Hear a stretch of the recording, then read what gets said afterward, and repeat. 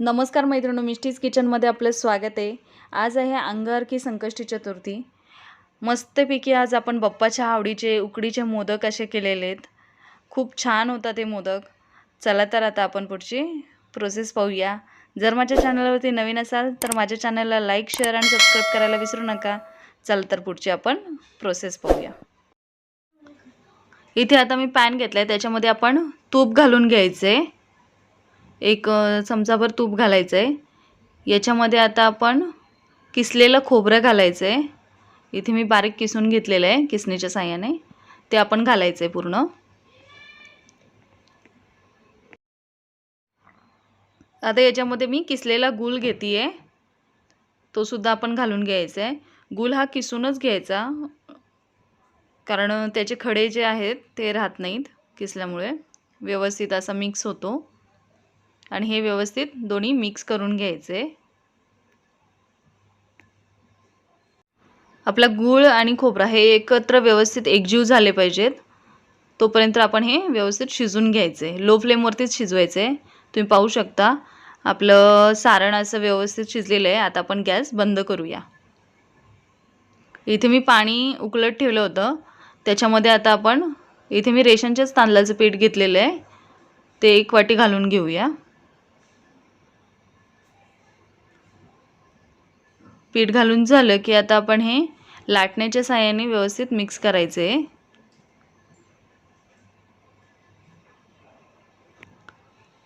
याच्यामध्ये अर्धा चमचा मीठ घालूया। मी पाण्यामध्ये मीठ घालायला विसरली होती, त्यामुळे आता घालतीये। आणि हे व्यवस्थित मिक्स करून याची उकड काढून घ्यायची।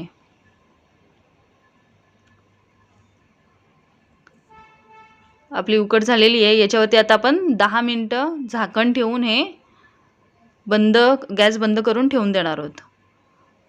आता आपले 10 मिनिटं झालेले आहेत। आता आपण झाकण काढूया। तुम्ही पाहू शकता। आता हे आपण परातीमध्ये मोकळं करून घ्यायचे, थोडंसं थंड होऊ द्यायचे। थोडं कोमट असतानाच हे व्यवस्थित मळून घ्यायचे। पण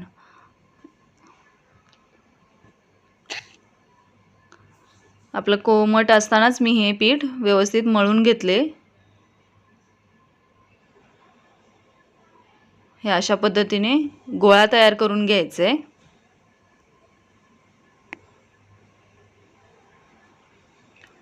आता आपलं पीठ छान मळून झालेलं आहे। आता आपण एक ह्याचं भाग घेऊन, छोटासा गुंडा घेऊन याचा आपण पारी तयार करून घेणार आहोत। आता तुम्हाला पारी जर हाताने येत नसेल तर तुम्ही पोलपाटावरती सुद्धा हे अशा पद्धतीने पारी लाटू शकता। एक प्लास्टिकचं पेपर घ्यायचं, त्याच्यावरती आपला पीठ ठेवायचं, वरतून दुसऱ्याच बाजूने पुन्हा प्लास्टिक ठेवायचं, हे अशा पद्धतीने। आणि याला वरतून आपली जी प्लेट असते त्याच्याने प्रेस करायचं हलक्या हाताने, हे अशा पद्धतीने। तुम्ही पाहू शकता आपली पारी अशी तयार आहे। इझिली होतात अशा। हाताने जर येत नसेल तर तुम्ही ही पद्धत वापरू शकता। आता याच्यामध्ये सारण भरायचं आहे। आता आपले सारण भरून झालं की हाताला थोडंसं ऑइल किंवा पाणी लावून घ्यायचे आणि याचे अशा पद्धतीने पारी करायचे आहेत छोट्या छोट्या। हे तुम्ही पाहू शकता, मी दाखवते तुम्हाला। हे अशा पद्धतीने पूर्ण पाकळ्या अशा करून घ्यायच्या आहेत आणि आपल्या हाताच्या साहाय्याने हे मधलं बोट आणि अंगठा याच्या साहाय्याने याला हलका हलका दाब द्यायचा, असं फिरवायचं आहे। हे मी दाखवते त्या पद्धतीने।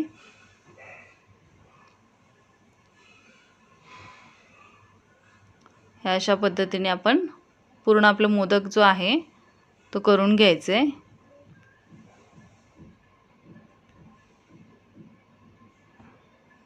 छान असं गोल गोल फिरवायचं आणि जे वरचा पोषण राहतो तो आपण काढून घेणार आहोत। एक्स्ट्रा जे पीठ राहतं ते काढून घ्यायचे।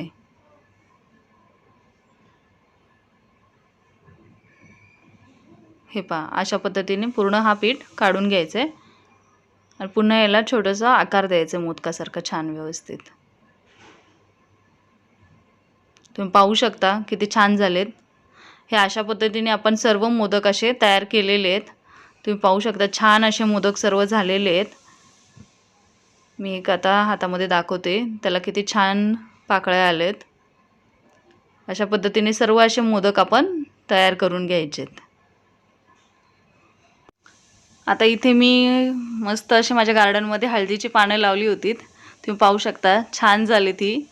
आता हे आपण कट करून घेऊया हळदीची पानं. हळदीची पानं नसली तरी तुम्ही केळीचं पान वापरलं तर तरीसुद्धा चालतं, पण हळदीच्या पानाचा जो फ्लेवर येतो तो खूप छान असतो. आता मी जी हळदीची पानं आहेत ती स्वच्छ पाण्याने धुवून घेतलेली आहेत. आता याच्यावरती आपण जे उकडीचे मोदक केले होते ते ठेवणार आहोत.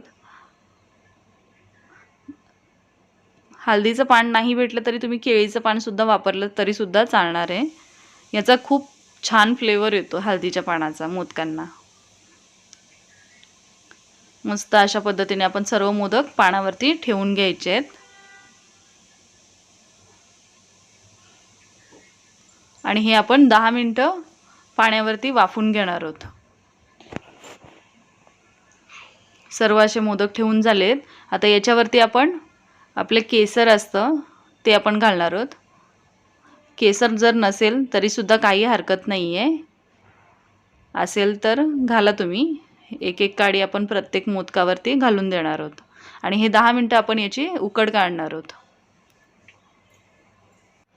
आता आपले 10 मिनिटं झालेले आहेत. झाकण काढून मी दाखवते तुम्हाला. आहा, मस्त असं केशरचा त्याचा रंग आलेला आहे आणि वास तर इतका सुंदर येतो, खूपच छान.